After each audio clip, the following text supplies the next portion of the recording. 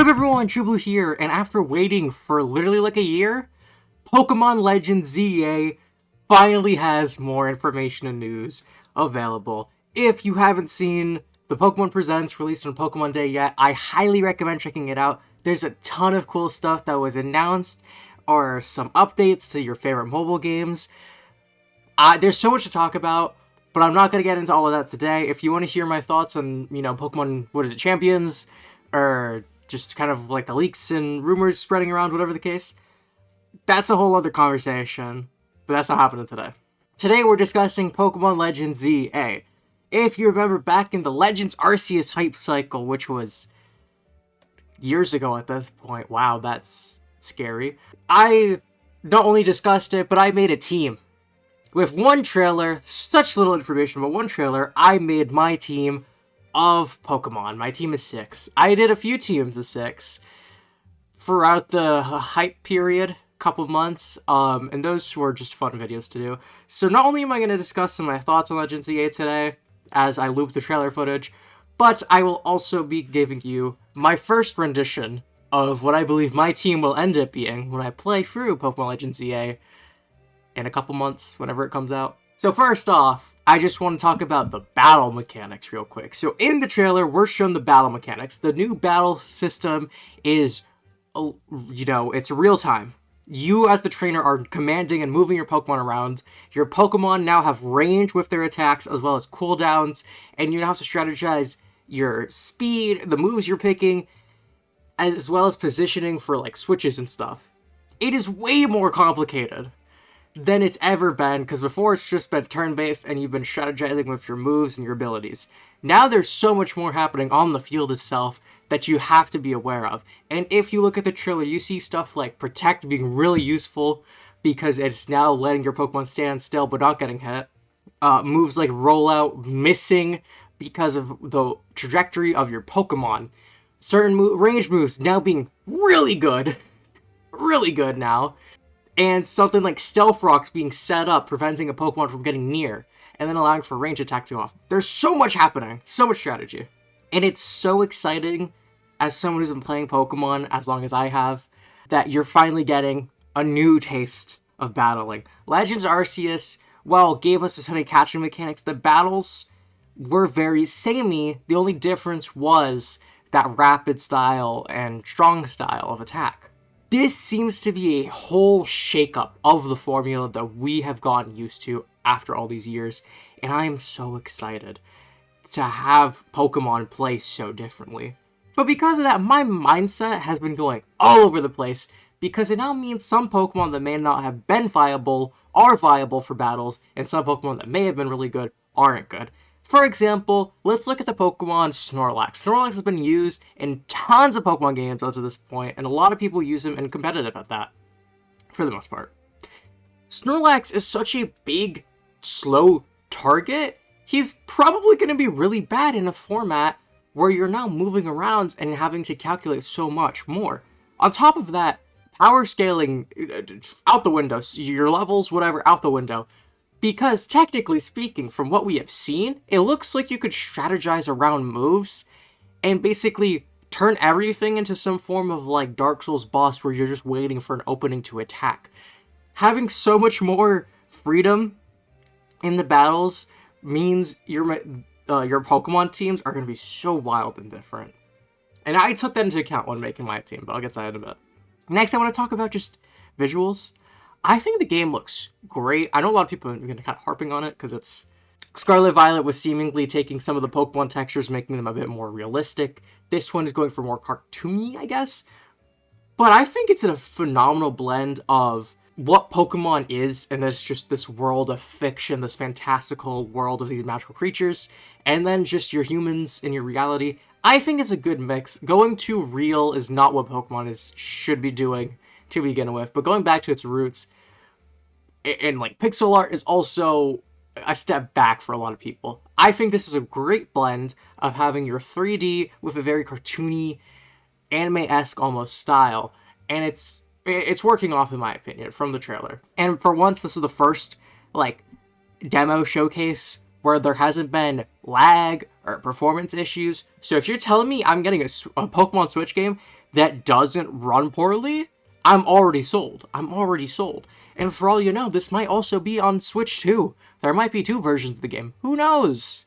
And the map also looks so fun. I love how they split up the Pokemon areas with the general map. Because you're in Lumio City. It's this very big grand city, as we remember in X and Y. But there's now these little, like, basically parks where you go in and you can catch Pokemon.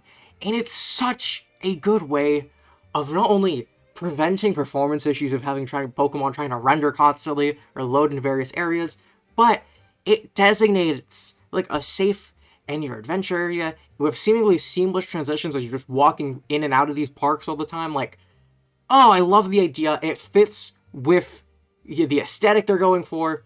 And I know a lot of people have been complaining. Of course, Pokemon fans complaining. Shocker. Complaining about stuff like, how are you going to explain new megas or forms? This game, for those who don't realize or don't know, while it's called Legends, that doesn't mean it's set in the past. Legends EA is set after the events of at least the XY games. We don't know definitively how far in the future, but it's at least after that. Heck, it might be taking cues from like the anime where Lumio City gets destroyed and they're trying to fix it up. This at the very least takes place after the events of X and Y. We can tell specifically because AZ, in literally every canon, is this wandering soul without Floette. Floette is what makes him happy. He gets Floette at the end of Gen 6. So this has to take place after, by that alone. But it also makes sense if you go back to the games and actually see kind of their conversations of trying to even upgrade Lumio City with various dialogues or characters talking about just bettering Kalos overall. It makes sense this is where they would go forward. Lumios being this epicenter of Kalos makes complete sense either way. And there's so much more you can go into the trailer and nitpick, talk about, but there's only so much I could say that hasn't been said already. It's been at least like a week, not even. So many videos, hours of content about the footage has been revealed and released. There's the website, of course, and just there's so much. So I'm going to leave with just, again, those are my thoughts. Those are the things I thought were cool, I want to point out. So I'm giving that to you guys as just me spouting nonsense. But I'm going to just talk about the team, because that's the fun part, in my opinion. Now, of course, the starters were revealed, and they were Chikorita, Totodile, and Tepig. Now, 2 Gen 2, 1 Gen 5 is weird. I personally think they should have taken a Gen 8 Mon. Whatever. Chikorita getting love is really cool. It's going to finally have a chance to not be in a game that it absolutely sucks in. And there is also a chance it might not suck for once in general. Yes, I will slander Chikorita till the day I die. That Pokemon is god-awful in its home region, so it's just... Poor thing, never had a chance. Totodile is a great Pokemon, so I love seeing him come back. And Tepig is my favorite Pokemon of all time, so you know I'm excited. I can't understate enough the pop-off I had when that trailer dropped. But it's likely we'll be getting a regional form that's not firefighting, and there's a funny chance it's Fire Ghost. And for those who haven't been paying attention, the last 2 fire starters ended up being Fire Ghosts, so this will be the second time Tepig is the third fire starter with the same secondary type, which would be really funny. But yeah, I'll be picking Tepig, and I think that'll... it's just so... I'm so happy to be able to pick Tepig again. The rest of the team, I'm just kind of throwing out the wall. So next up, I'm going to say Greninja. Now, we did see, like, Charizard. I'm not picking a Gen 1 starter. Last thing I want to do is use a Gen 1 starter. It is highly likely we are getting the Gen 6 starters in some way, shape, or form, just like we had the Gen 4 starters in Legends Arceus. Now, there's been many conversations about the Gen 6 starters getting Megas, because they should have got it to begin with, let's all be honest here. So if I'm picking Gen 6 starter, I'm picking the one that I think is probably, like, the coolest, and the only one I haven't actually used, like, properly on a team, and that's Greninja. So, Greninja's on the team. In the trailer, we did see Mega Kangaskong, and I like Kangaskong. Also, I think having Battle Bond, and you have the little mini Kangaskong somehow being able to help with these new 3D battles, I think Kangaskong might have a chance to be broken again in battles, so I want to use it. The other 3 are just Gen 6 Pokemon. We had, I think the entire Gen 4 dex was in Legends Arceus. It's very likely, especially since Gen 6 has a much smaller regional dex. Or not regional dex, just in national, like, the Kalos mons are not that many. I think it's likely we'll get all of them in this game. So I just picked the ones that I've wanted to use, I think are cool, just never really had a chance to use at any point in the franchise yet. First up, Dragalge. I think Dragalge is a sick Pokemon. I've never gotten a chance to use it, so that first one, if I get the chance to, I'm using it, because I just think Dragalge is so sick. Next up, Go-Go.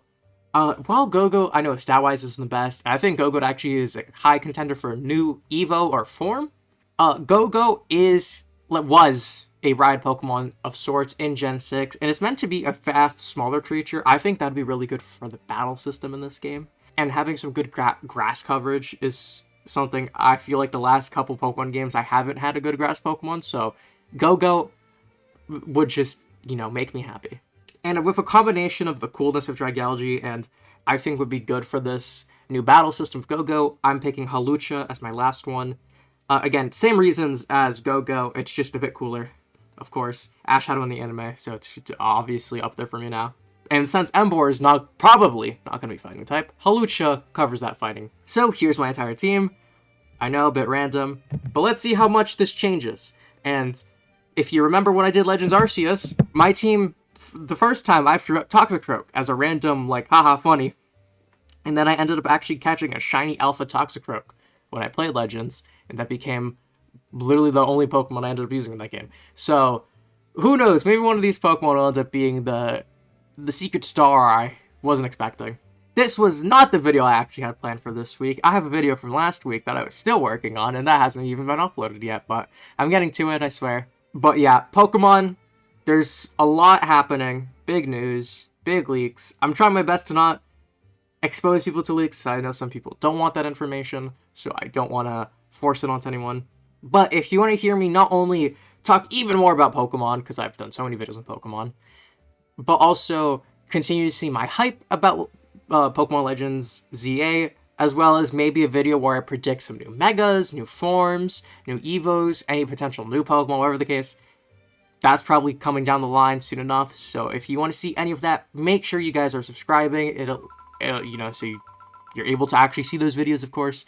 And also like, comment, share the video, helps me out a ton, and I could use all the support. You guys have been phenomenal, and I can't thank y'all enough for the support I've been getting recently. But yeah, we'll leave it there. Short video for today. I'm going to wish you all a lovely day.